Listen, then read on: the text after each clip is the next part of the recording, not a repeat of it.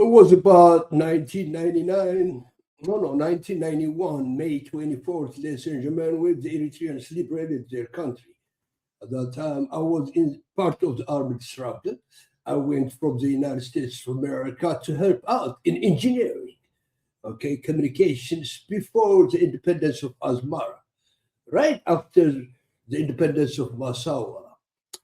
Entering Asmara at that point, when Eritrea was liberated and looking at the country altogether.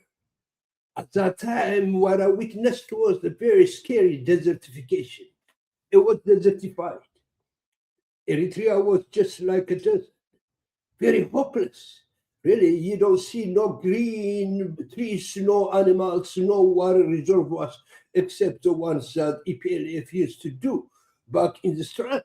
Ladies and gentlemen, it was just a scratch, beginning from the scratch, not only from the scratch, from -0. And then I'm an electrical engineer. I can tell exactly what the challenges ahead for Eritreans were. But the self-reliance ideologies that the EPLF carried, that the Eritreans carried through, actually accentuated it after independence in Eritrea to produce a miracle. Now Eritrea is mostly green. The animals are coming back because water. The Eritrean government concentrated on water because it understood that the Sahara Desert was expanding deep south. So at alarming rate, and the water means life, ladies and gentlemen. Water means agriculture, vegetation, reforestation, wild animal life, health, cleanliness, hygiene, and all that. So I just found a very interesting piece of information right here I want to share with you, but I like to put more into it, and you're welcome. Okay. Imagine a vast, shimmering lake, an oasis of blue, glimmering under the relentless desert sun where you'd least expect to find water. Its cool, blue waters stretch across one of the driest places on Earth, a striking contrast to the endless golden sands and rugged hills that surround it. This is Eritrea's bold vision, an ambitious plan to create a colossal artificial lake, a man-made oasis in the heart of the Horn of Africa, where water scarcity has shaped life for generations. It's not just a distant dream, but a serious, carefully crafted plan that could transform the destiny of this ancient land and its people. There's no doubt that the government has succeeded through relentless attempt and struggle, trial and error to actually accomplish what it wanted at this point in their experience.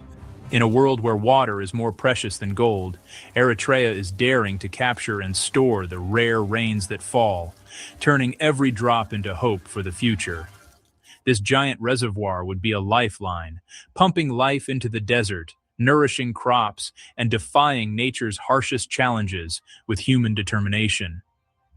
The idea is simple, but its impact could be profound, turning dusty plains into fertile farmland, feeding families, and inspiring hope for a new future. It's a story of human ingenuity and resilience, of a nation determined to turn its greatest weakness into its greatest strength, united by a shared vision. The project asks a powerful question: can we reshape our environment to secure our future? For Eritrea, the answer is a resounding yes. More than an engineering feat, this lake would stand as a symbol of rebirth, resilience, and the promise of a brighter tomorrow for generations to come. I have heard that the Eritreans have over 900 lakes of this type already on the ground, of course, in a smaller scale, but very huge. One of the most dramatic engineering experience in this area I will show you. Please be patient, my listeners. The journey will be long and challenging, demanding resources, innovation, and unity from all corners of the nation. But the reward, a stable, prosperous future with thriving communities and abundant harvests, could change Eritrea forever, making this jewel in the desert a reality. I think the foundation is already established. Eritreans will never have water problems anymore. They have mastered the engineering, and in fact, they have become examples for many other countries, especially Africans, to develop this kind of water reservoir and help their people as they go. Eritrea's artificial lake is about more than water. It's about survival. In a region plagued by drought and political tension, controlling water means true independence. This project is a strategic move to secure Eritrea's future against climate and geopolitical uncertainty. By building its own reservoir, Eritrea aims for self-sufficiency, breaking free from reliance on unpredictable rains or neighbors. The lake is a foundation for a new economy, uniting the nation around a shared goal. Its success would send a powerful message. Even small nations can achieve greatness through bold action. Eritrea's plan could become a model for other arid countries, showing how to turn struggle into strategy. Yeah, I do believe Sierra Leone is very much interested in this project. That could be the first country basically to get into this kind of fabulous engineering. It's a story of hope, proof that creativity can turn survival into success. To truly grasp the project's importance, you must first understand Eritrea, a land defined by striking contrasts and extremes. Its Red Sea coastline is hot and humid, a world apart from the dry, rugged highlands where most people make their homes and livelihoods. Rain is rare and fleeting, falling only a few precious months each year, leaving the land thirsty for the rest of the time. These brief rains are vital for survival, but the rest of the year brings relentless drought and hardship for communities. Most farming depends entirely on these unpredictable rains. A single bad season can mean disaster, hunger, and uncertainty for families. This resourcefulness and a deep respect for every drop of water. The real challenge isn't a total lack of water, but the lack of control over when and how it arrives. When rains finally come, torrents rush down the highlands, causing floods and erosion before vanishing, leaving little behind for people or crops. The opportunity is clear. Capture this precious water before it's lost forever, and transform the landscape for generations. That's exactly what the Eritreans did. I'm sure they have transformed their country to the point where this will transform to the next generations. The science, technology is transferred already. They are doing it, and they have accomplished some products out of it. Eritrea now is greener. There are a lot of animals moving around freely. Okay, water is clean, health is better, and the hygiene and all that has improved a lot. Of course, Eritreans have constructed the mind. They have constructed the mind. They did this with unified energy. But of course, they still have to construct their country in terms of the steady development and creation of jobs and all that. That we will see. But the foundation for all those things is already made by the Eritreans. As you can see, ladies and gentlemen, we're going to go to more things after this and be patient. The dream of a giant lake is to store the gift of the rains, turning a brief flood into a lasting resource that sustains life all year. It's a simple idea, but one with the power to change everything for Eritrea's future and its people's hope. Since independence in 1993, Eritrea has relied on self-discipline and water conservation. Thousands of small dams and reservoirs dot the highlands, built by communities determined to survive. These micro-dams slow rainwater, recharge aquifers, and provide local irrigation. They've improved water security, but their small size means much is lost to evaporation. During droughts, many run dry, leaving communities vulnerable. While these efforts have helped, they haven't transformed Eritrea's agricultural potential. The experience has taught valuable lessons about hydrology and the limits of small-scale solutions. Now, Eritrea... Of course,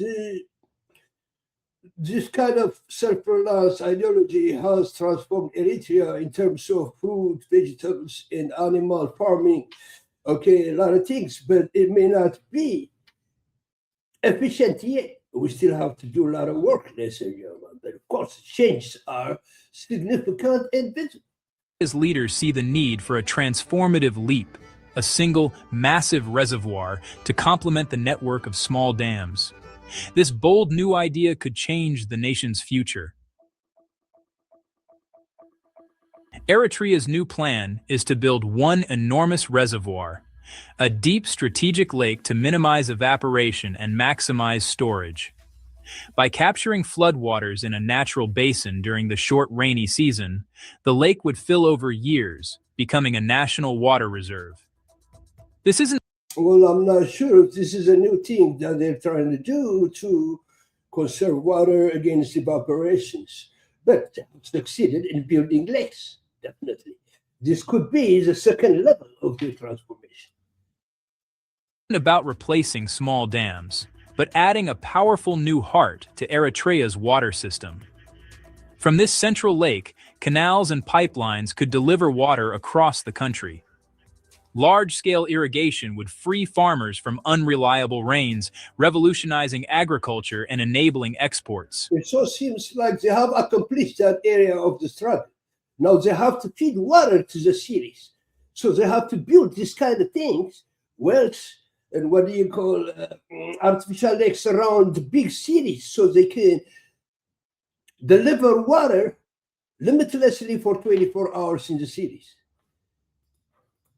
The scale of the project makes it a symbol of unity and ambition. It would require the best of Eritrean engineering and collective effort. The vision, a single enduring source of life and prosperity for generations. Well, definitely, Eritrean engineers have demonstrated their capacity. Those huge things that I'm going to show you. I will show you, I don't know how they did it, but definitely remarkable results. This project is the work of many government leaders, engineers, and international experts, each bringing their unique skills and vision to the table.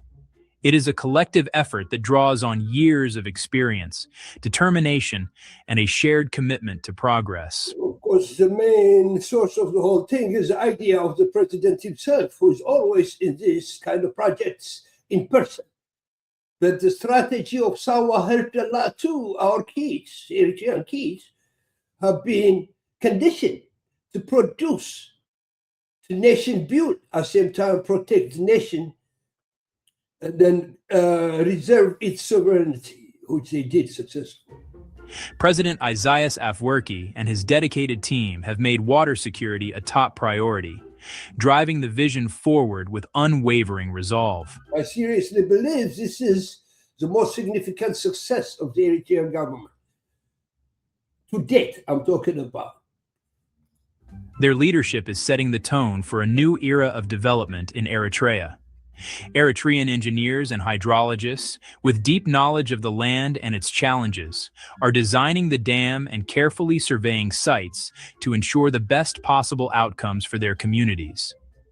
Their blend of scientific expertise and local wisdom is crucial to overcoming immense engineering challenges, allowing them to adapt to the unique environment and needs of the region. Many people don't understand that it requires high, sophisticated engineering skills and principles of science to build those kind of dams. Ladies and gentlemen, they think you can just build them like that. But definitely the engineers involved in this very interesting projects, ongoing projects, have secured food security and all kind of things, animal life and city life in the long run, ladies and gentlemen. So it was definitely designed and done by very genuine science and engineering-based principles. International partners may offer specialized expertise and advanced technology, ensuring the project meets global standards and benefits from the latest innovations in water management. Collaboration between local and global experts is key to success, fostering a spirit of teamwork and mutual respect that drives the project forward. Neighbors in the Horn of Africa are watching closely, as water projects like this can shift regional dynamics and influence future cooperation or competition. If not now, never they will. If they cannot see this progress in Eritrea and try to adapt it, the neighbors will just remain being observers without action. They better follow the Eritrean principle in this area and then develop their countries, because it has worked already practically. Eritrea's lake is more than infrastructure. It's a strategic move in a complex region, promising new opportunities for growth, stability, and regional influence. The architects of this project are reshaping not just a landscape, but the future of a nation, laying the foundation for generations to come.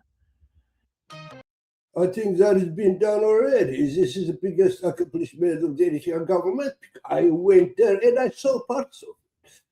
So what I'm talking about is Eritreans are ready now to go to the next level of development after this water reservoirs. Because water is life. Water is everything, ladies and gentlemen. So we're going to go to the next show. I will show you how much more they have done in this area. So only 34 years of existence. It's just like a 34-year-old man. The Eritrean independence took place in 1991, but it became a country recognized by the United Nations in 1993, I believe. Since then, 4 years into the break, they were trying to keep making their country just like that. This was the dream, but it was obstructed because of the war in Ethiopia. And ever since, life has been hell for Eritreans. And then with their self-sufficiency, with their ability only to rebuild the nation, depending on self-reliance was a very, very, very hard concept to do. A lot of obstacles to the West didn't like it, the neighbors didn't like it, a lot of things. But definitely the mind is constructed. A unified mind has been established in Eritrea. Eritreans won't have few changes, some fundamental changes in their lives, but they're satisfied with the regime that has protected their nation. Ladies and gentlemen, out of the few things that the government achieved, here we go. Here, I'll show you. And then their agroeconomics has developed to a point where it has become a role model of Africans. Check this out. Everybody is working, everybody is involved. And then this brother will bring us some kind of show. It's not about building cities, man. Development is not about building cities, because that only benefits the rich people. Development happens in the countryside. Development happens in the countryside where the majority of the people live. And this has become the production of the Eritreans, ladies and gentlemen, in that area. This is Eritrea. People are working. Country is becoming greener. As you can see, animals are coming back. Look at this reservoir, for example. This is made by them, by the Eritreans themselves. You see what I'm saying? Yeah. And then I think there is a very significant engineering. It's unbelievable, beautiful. Another one comes. Another one comes. All these reservoirs are serving Eritrea efficiently. It's beautiful scene, extremely beautiful scene. People can use this. I mean, imagine building villas all over these places, building small communities and villages. Because I have seen fish in those infrastructures. People can fish. People can develop cities, towns. Agriculture can be done to the best of its capacity with different kind of technologies, because the water is already reserved. It's beautiful.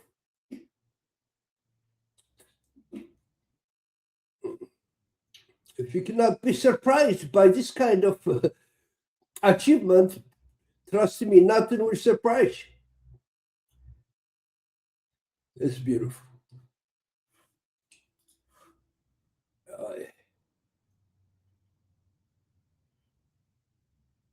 This is Eritrea, but he participates himself directly.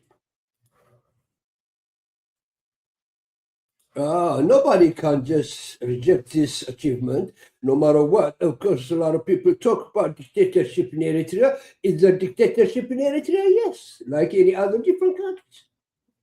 Like any different countries in the world. Dictatorship is basic of political science. As you know, in 34 years, all Eritrea has to go. It had to go through the dictatorship, and it's still going through it. You got to talk. The democratic process in Eritrea has been obstructed, has been sabotaged by the continuous Ethiopian aggression, and self-defense has become the first priority of the people. But ladies and gentlemen, Eritrea is going forward.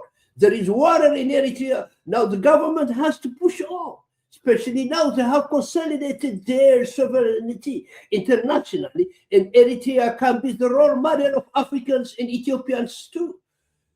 There is no doubt about this. So here I came today to show you a little bit of what Self-Reliance did to Eritrea.